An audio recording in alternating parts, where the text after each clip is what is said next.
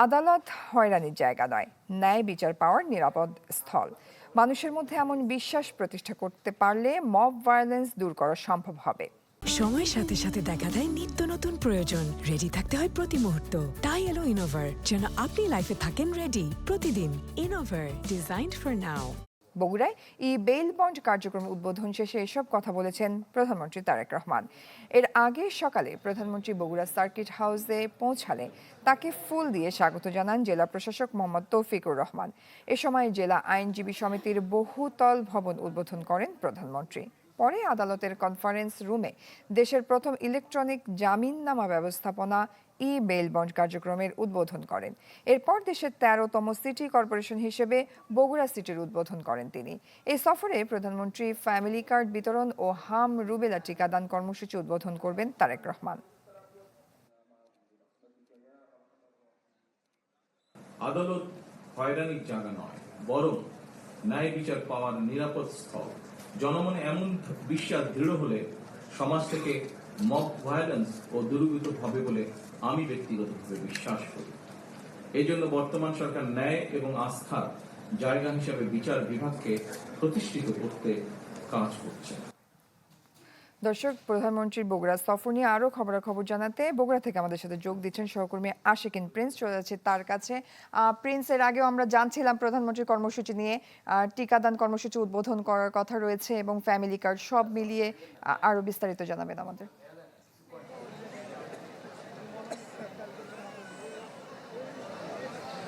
জয়ী 1876 সালে প্রতিষ্ঠিত হয় বগুড়া পৌরসভা। তো এই পৌরসভাকে যাতে সিটি কর্পোরেশনে উন্নীত করা হয় সেজন্য বগুড়াবাসীর দীর্ঘদিনের একটি প্রত্যাশা ছিল, একটি দাবি ছিল। তো সেই দাবি এবং প্রত্যাশা আজকে পূরণ হয়েছে।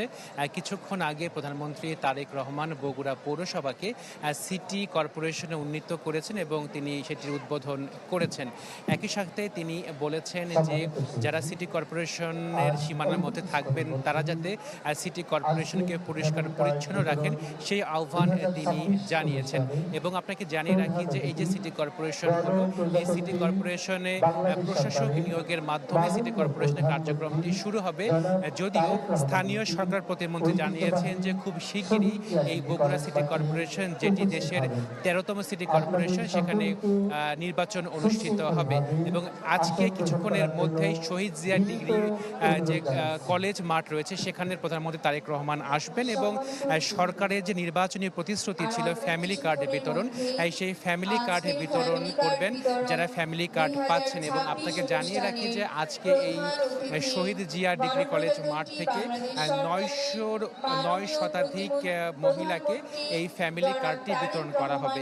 কিছুক্ষণ আগে আমি ফ্যামিলি কার্ড প্রাপ্ত মহিলাদের সাথে কথা বলেছি এবং তারা বলছেন যে এই প্রতি মাসে তারা যে 2500 করে টাকা পাবেন, এতে তাদের যে অভাব রয়েছে সে অভাবটা অনেকাংশেই দূর হবে। একই সাথে তারা তাদের সন্তানদের লেখাপড়া করাতে পারবেন এবং অন্যান্য যে সুযোগ সুবিধা আছে পরিবারে সেটা তারা সরবরাহ করতে পারবেন।